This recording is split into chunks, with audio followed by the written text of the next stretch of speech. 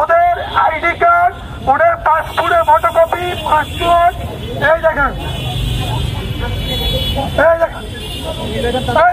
4 লাখ টাকার চেক একটা দেখছেন আমাকে প্রদান করেছে ওই অফিস থেকে। যখন আমি বারবার যে ওদেরকে টাকাটা দেই যে আপনারা আমাকে নিতে পারতেছেন না, আমার টাকা রিফান্ড করেন, তখন ওরা আমাকে 4 লাখ টাকার একটা চেক দেয় গতকালকার ডেটে, মানে 6 তারিখে, পরশু দিনে। তো এখন আমি ব্যাংকে ফোন দিলাম, বলে যে এই নামে অ্যাকাউন্টে চাইলে না পয়সা না, 4 লাখ টাকা দূর থাকে।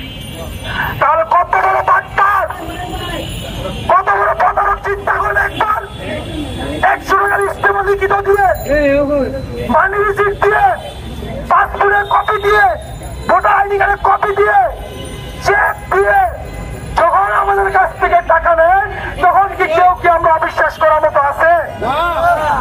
এগুলো পায় কোথা থেকে ওরা? প্রশাসনের যদি সহায়তা না পায় ওরা কি এগুলো পারত? এত এভিডেন্স দেওয়ার পরে সেই কোম্পানিটা কিভাবে আমাদের টাকা আত্মসাৎ করে চলে যায়? এত প্রুফ থাকার পরও পুলিশ কেন ওদেরকে ধরতে পারে না? এটা সম্পূর্ণ সোজা বাক্য। পুলিশ প্রতারক ভাই ভাই, পুলিশ প্রতারক মামাবাগি না। পুলিশের কাছে আমরা আকুল আবেদন করি, আপনারা জনগণের টাকায় বেতনভুক্ত কর্মচারী, জনগণের বিপক্ষে যায়েন না। এমনিতে আপনাদের অবস্থা খারাপ হয়ে গেছে। জনগণের মনের ভাষা শুনুন, যেখানে অন্যায় দেখবেন দলমত নির্বিশেষে সেখানেই যান, তাহলে জনগণ আপনাকে সাপোর্ট দেবে, জনগণ আপনাকে সে আগের মতো সম্মান রেসপেক্ট দেবে। আপনারা এখন টাকার কাছে বিক্রি হয়ে যান, টাকা দেখলে মেও মেও করেন। আমরা আমাদের কষ্টার্জিত টাকা ফেরত চাই।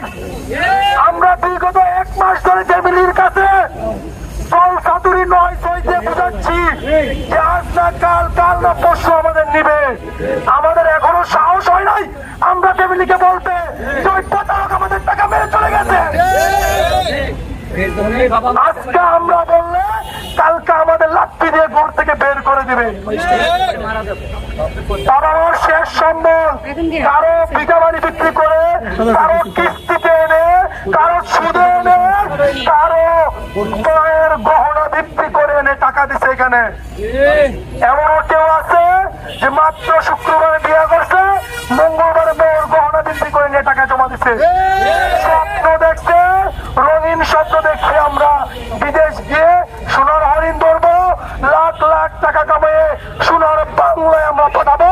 সেই সোনার বাংলা একদিন অনেক উপরে চলে যাবে। কিন্তু কথায় আছে, ঘরের ভিতর ইন্দুর রেখে ভারতের যদি ওয়াল দেও, সে ওয়াল টিকবো? স্বাধীন বাংলা যত আন্দোলনে করো, ওইসব প্রতারক ভিতরে থাকলে কোনদিন দেশ উন্নত হবে না। ওই রেশানোর মতো প্রতারকদেরকে তোর আইনের আওতায় এনে সর্বোচ্চ শাস্তি দিয়ে আমাদের ক্ষতিপূরণ দেওয়ার ব্যবস্থা করেন। আমরা পুলিশ প্রশাসনের বন্ধু, আমরা পুলিশ